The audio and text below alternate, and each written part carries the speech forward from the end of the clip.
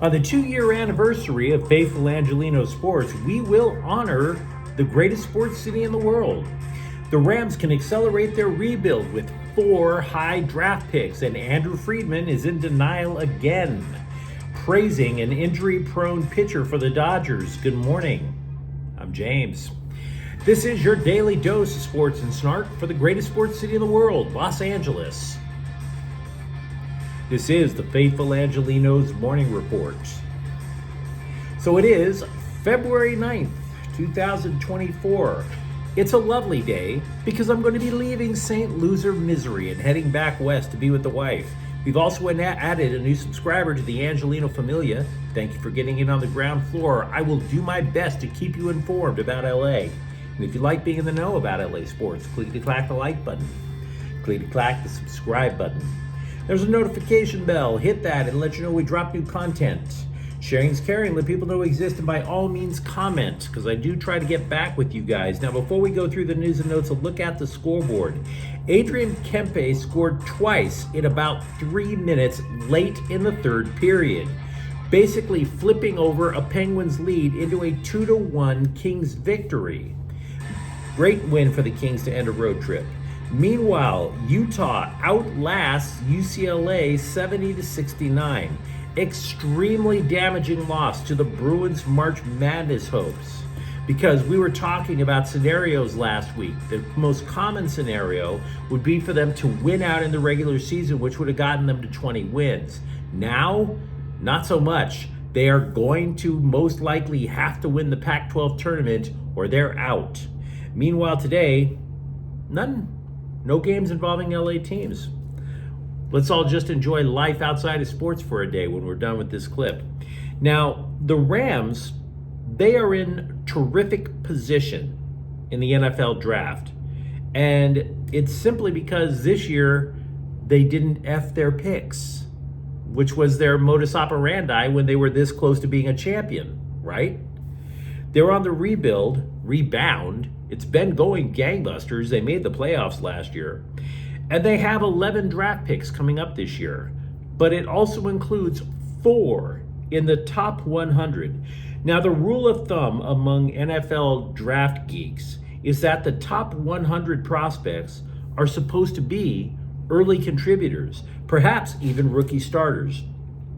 Consider, when the Rams were the defending champs back in 2022, their first pick was pick number 104.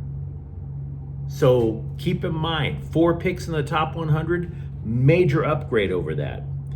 Now, I don't want to spend a lot of time on mock drafts, because if you read them, there are too many variables. The writer all of a sudden starts creating fantasy trades that you know aren't going to happen to try to fit a particular narrative. But what I will say is that the Rams have the 19th overall pick. Many mock drafts have the Rams taking a cornerback. I completely disagree. And the reason is that the Rams traditionally take cornerbacks late in the draft, like the 4th round and on. I would not be surprised if the best player available at that point is a cornerback. It would not surprise me at all to see the Rams trade back. But while this is not a prediction, I am very curious about one potential development. I would love to find out what they think of UCLA pass rusher Laiatu Laitu. See, there are some reports who originally thought that Laitu was going to be in the top 10, perhaps even in the top 5, because they considered him to be the best pass rusher in the draft. Now I'm reading reports that say Laitu has been falling into the late teens, and that would include pick 19. And the reason for it, by the way, is shallow. They believe his arms are too short. The theory being that a good offensive lineman could get a good grip on him and try to contain him. Could you imagine a Rams defensive line of Byron Young at one rush end, Aaron Donald and Kobe Turner at the tackles, and Laitu on the outside? That would be a hell of a defensive line. Something to keep in mind. Hopefully we'll get some information as to how the Rams see Letu and if he actually is going to be somebody available at pick 19. Over at Dodgers spring training, I am not caring that much about Yoshinobu Yamamoto getting a standing ovation for throwing batting practice. The reason is he's expected to be great, and spring training is all about optimism instead, right? Everybody's amazing in spring training. Instead, what I want to talk about is how Dodgers president was asked about starting pitcher James Paxton. You might remember, he was signed as a free agent, and then they had to rework his contract down from $11 million guaranteed down to $7 million. And so the scribes are like, hey, Drew, did you sign damaged goods again? Did you sign somebody who was already injured? I mean, think about it. Paxton has missed a lot of time in recent years. Over the last 4 years combined, he has only pitched 117 innings. He's had Tommy John surgery. He's had knee surgery. And I get it, he is a quote-unquote depth guy, but that's still $7 million on a guy that averages what? Less than 30 innings a year over the last 4 years? This is what Friedman replied, quote, "We don't think so. He feels really good and strong. He is a full go and ready to get after it." Now you consider the Dodgers' run when it comes to bringing in starting pitchers, and there's a reason that they normally have 7 or 8 starters on the roster, right? Isn't it because 3 or 4 of them are just going to drop like flies anyway? Just saying out loud. Meanwhile, Shohei Ohtani will miss the Dodgers' spring training opener. I would not read anything into that because it's spring training, so who cares? College football website On3 is reporting that USC five-star commit Julian Lewis, who is a quarterback for the class of 2025, will visit 5 schools this spring. Visit them. But he still feels, quote, really good, unquote, about the Trojans. Now, On3 did not list the 5 schools that Lewis is going to go to. Thanks for nothing, guys. We do know that he recently visited Georgia. And after visiting the school that's been to the national title game a couple of times, he was still like, whatever. So if he's not going to be that impressed by Georgia, I would argue that USC is actually in a good place to keep him, and maybe he's just trying to get himself some frequent flyer miles. LeBron James says he wants to finish his career with the Lakers. Now, do you think for a moment that that's going to silence any of the scribes, bloggers, talk radio, gab fest hosts, talking heads on ESPN, who were just going overboard about phantom trades that never happened? Do you think it's going to silence them? Hell no, it's not going to silence them. And it's not going to silence them for 2 reasons. 1, the scribes had nothing else to talk about last week. The NFL's done. The NHL was just getting out of the All-Star break. Spring training hasn't even really kicked in with any games yet. And then the NBA was at the All-Star break. What were they going to fill airtime with? Exactly. Laker gossip. Just like if they could fill it with Cowboy gossip. If there was a pause during the NFL season. Rumors surround the Cowboys, the Lakers, and other teams at all times. So yeah, that's why you're hearing all this crap about LeBron wanting to leave. And the other reason that this isn't going to end the story, LeBron James is passive aggressive by nature. He's been with the Lakers now for how many years? We've seen this act every single year, guys. So no. He says he wants to finish his career with the Lakers. He probably will finish his career with the Lakers. And every step of the way, we're going to hear more phantom trade rumors about LeBron James. Surprised at having a player like that. MLSsoccer.com and CBSSports.com came out with their MLS previews in the last 24 hours. I'll start off with LAFC because they went to the title game last year. I think MLSsoccer.com is putting a little bit too much faith in LAFC coach Steve Cherundolo because their people are predicting, their staff, nobody on the staff of MLSsoccer.com believes that LAFC will finish lower than 5th. Now, we all know that the black and gold faced major changes since last season ended. It's true, they're bringing back Dennis Bouanga, who won the Golden Boot last year. Absolutely. But so many players have left that team that the returners, the returning players, account for less than half of the minutes played last year. That's by far the fewest in the league. So continuity on that roster for this year, not going to happen. There's simply been too much change. There's too much uncertainty. Now, I'm not trying to sit there and tell you that LAFC is going to suck, but to automatically assume that they're going to be contending for another supporter shield,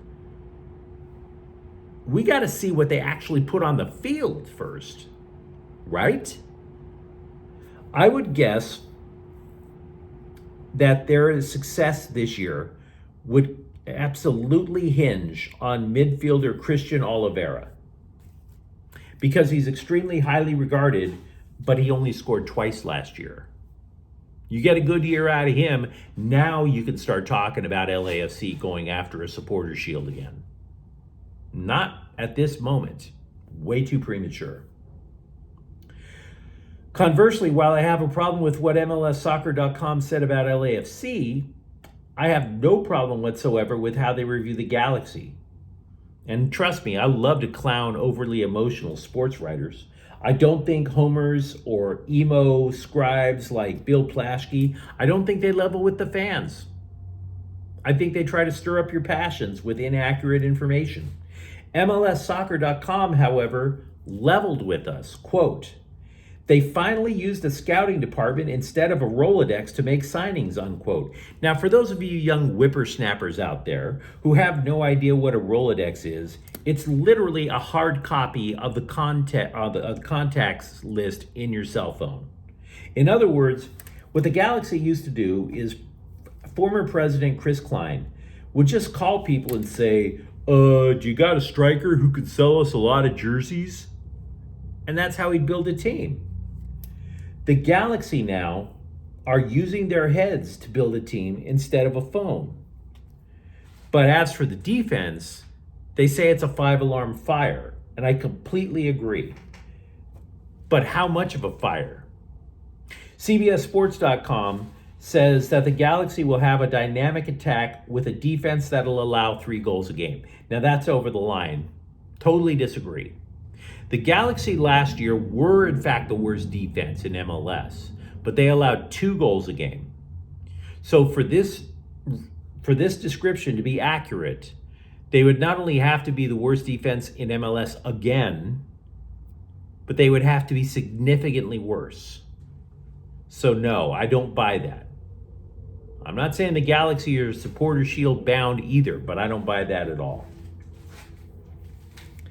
So I mentioned that this is our 2-year anniversary, and it's a 2-year anniversary show, guys. It's not a special.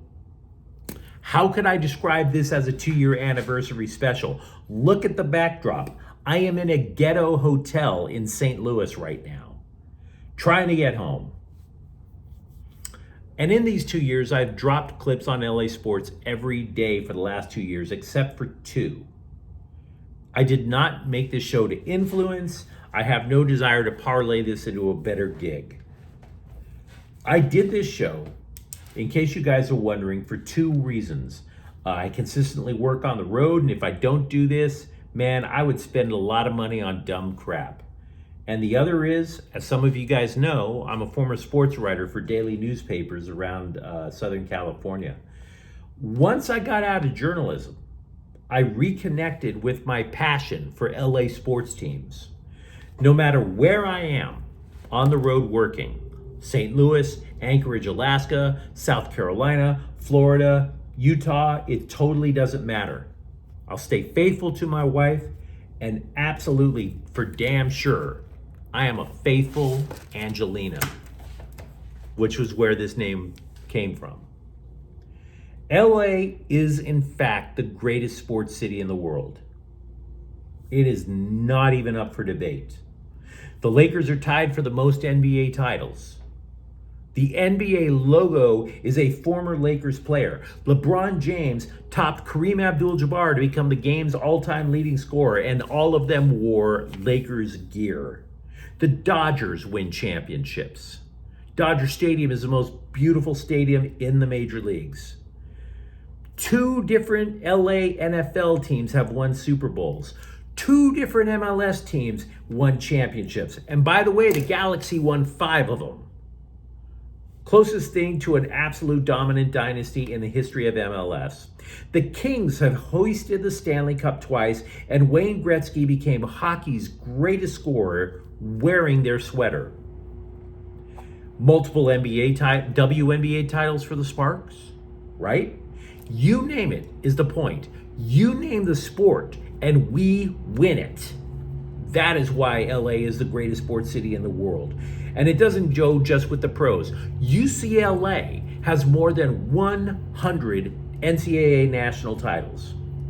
USC is synonymous with football excellence and holds 7, some would say 8, Heisman trophies.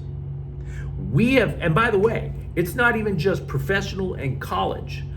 LA is the epicenter for world sports. We have hosted 2 Olympics and a World Cup final. And everything I'm telling you is off the top of my head. No other city on planet Earth holds LA's resume when it comes to sports. Not one.